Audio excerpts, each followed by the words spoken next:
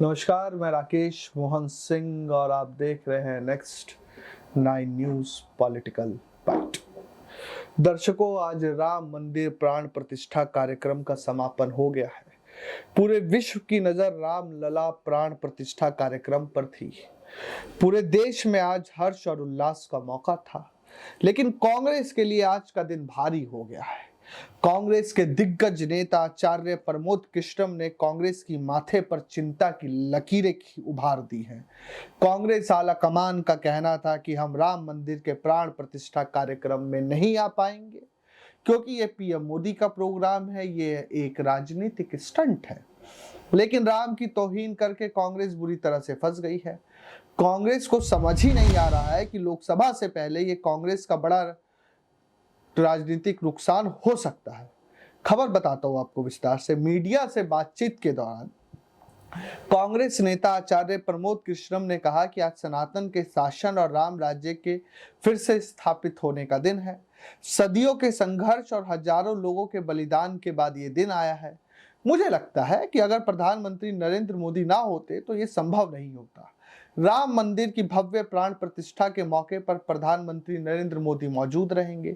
वहीं उत्तर प्रदेश के मुख्यमंत्री योगी आदित्यनाथ इस समारोह में शामिल होंगे। दूसरी ओर विपक्ष के भी तमाम नेताओं को निमंत्रण भेजा गया।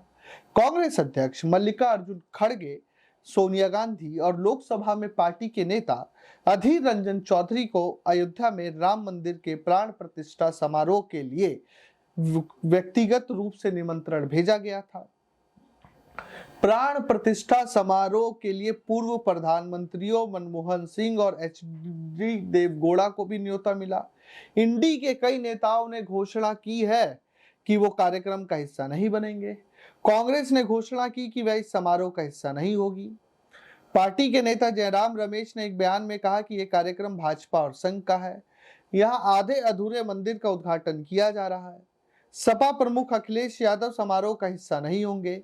इससे पहले सीपीआईएम के महासचिव सीताराम येचुरी ने भी मना कर दिया था, निमंत्रण ठुकरा दिया था। पार्टी ने कहा कि वो धार्मिक कार्यक्रम के राजनीतिकरण के विरोध में समारोह में शामिल नहीं होंगे।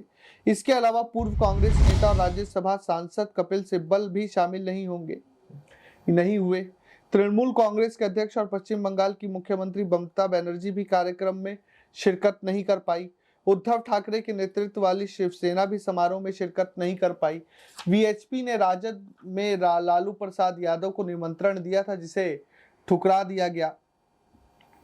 22 जनवरी को प्राण प्रतिष्ठा के लिए न्यूनतम विधान अनुष्ठान रखे गए थे। श्री राम जन्मभूमि तीर्थ क्षेत्र ट्रस्ट के अनुसार अयोध्या में श्री राम जन्मभूमि पर होने वाली प्राण प्रतिष्ठा समारोह में प्रातः 10 बजे से मंगल ध्वनि बजनी शुरू हो गई थी। विभिन्न राज्यों से 50 से अधिक मनोरम वाद्य यंत्र लगभग 2 घंटे तक इस शुभ घटना के साक्षी बने। प्राण प्रतिष्ठा समारोह होने के उपरांत राम ज्योति प्रज्वलित कर दिवाली मनाई जा रही है। शाम को आज अयोध्या 10 लाख दीपों से खबर लिखे जाने तक जगमगाएगी। इसके साथ ही मकानों, दुकानों, प्रतिष्ठानों और पौराणिक स्थलों पर राम ज्योति प्रज्वलित की जा रही है। अयोध्या सरयू नदी के तटों की मिट्टी से बने दीपों से रोशन होगी।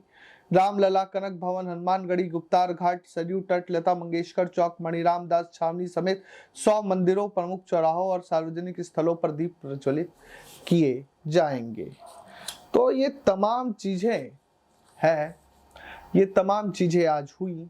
हमने बताया कौन से नेता पहुंचे, कौन से नेता नहीं पहुंचे। कांग्रेस के किस नेता ने कांग्रेस के नाक में दम कर दिया। यहां तक बोल दिया आचार्य प्रमोद कृष्णम ने कि अगर राम के लिए मेरा इस्तीफा भी हो जाता है, मेरा बलिदान चढ़ जाता है, तो इससे अच्छी बात क्या होगी। आचार्य प्रमोद कृष्णम ने जिस तरीके से कांग्रेस आला कमान और हाई कमान पर हमला करना शुरू किया है और कथित तौर पर भाजपा से पींगे बढ़ानी शुरू की है, उससे ये अटकलें भी लगने लग गई है राजनीतिक हलके में कि कहीं ना कहीं आचार्य प्रमोद कृष्णम का अगला राजनीतिक मठ भाजपा हो सकता है। क्या कुछ कहा आचार्य प्रमोद कृष्णम ने कांग्रेस के भीतर उन लोगों के बारे में जो राम से प्रेम या द्वेष करते हैं, वो भी सुनिए आप लोग। तो सुना आप लोगों ने। आप लोगों को क्या सोचना है कि राम मंदिर प्राण प्रतिष्ठा समारोह जब आज समाप्त हो चुका है, तो क्या कांग्रेस के नेताओं ने ना जाकर गलती की या ना जाकर बेहतर किया? हमें जरूर लिख भेजें। देश और दुनिया की तमाम खबरों के लिए देखते रहिए नेक्स्ट 9 न्यूज़ पॉलिटिकल बाइट। धन्यवाद। बोलो। हाँ, 22 जनवरी का आपको अयोध्या में निमंत्रण मिला है प्राण प्रतिष्ठा का, किस तरीके से देखते हैं इस पूरे कार्यक्रम?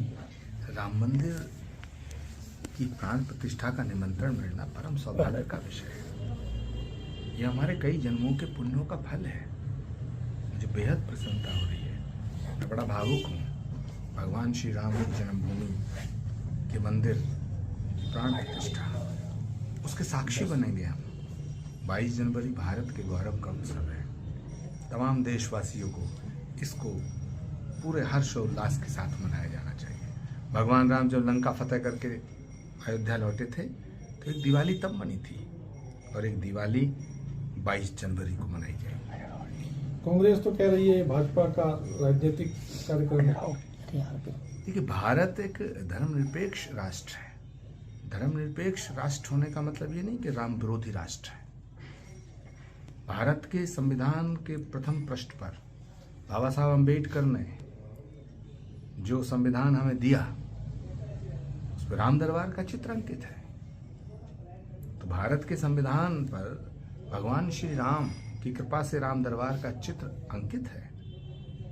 तो राम तो सबके हैं, सब राम के हैं। राम के बिना तो भारत की कल्पना भी नहीं की जा सकती है। लेकिन आचार्य जी, फिर राहुल गांधी इस बात को क्यों नहीं समझ पा रहे हैं? आज भी उन्होंने दूसरे देश में जाकर के इस बात को कहा है कि ये एक बीजेपी का पॉलिटिकल इवेंट है और इसमें हम इसलिए जो नहीं जाना चाहते हैं। क्यों कांग्रेस इस बात को नहीं समझ पा रही है कि ये बाबा साहब के संविधान की बात है? कांग्रेस पार्टी में ना कुछ बेताल हैं। उन बेतालों से कांग्रेस नेतृत्व बहुत परेशान है, और जब बेताल सर पे बैठता है तो विक्रम की जो है वो बुद्धि खराब हो जाती है। कांग्रेस पार्टी के भीतर कुछ लोग ऐसे हैं जिन्हें राम से ही चिढ़ है, राम के नाम से चिढ़ते हैं, सनातन से चिढ़ते हैं, हिंदू धर्म से चिढ़ते हैं।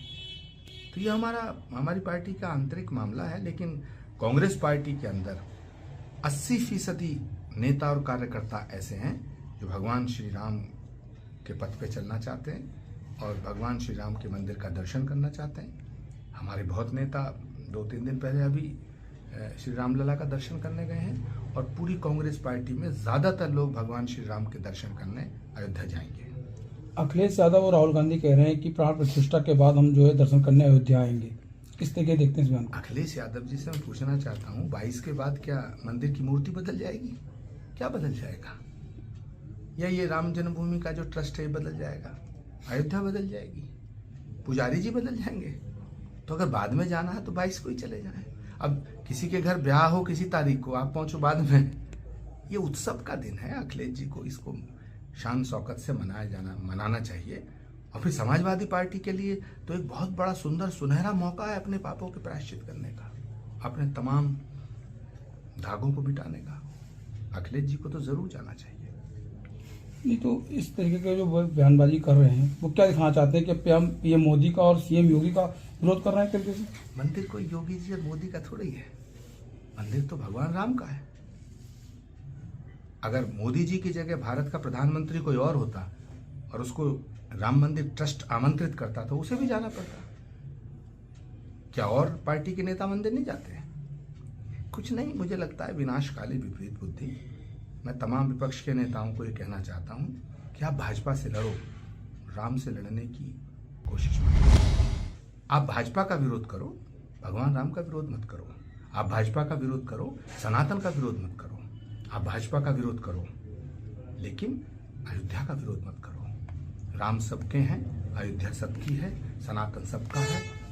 राम के बिना, राम से विमुख होकर के भारत की कल्पना नहीं की जा सकती है, तो भारत में राजनीति की कल्पना कैसे की जा सकती है? आज आपको प्राण प्रतिष्ठा का निमंत्रण मिला है, कौन लोग देने के लिए आए थे, किन्होंने आमंत्रित किया है?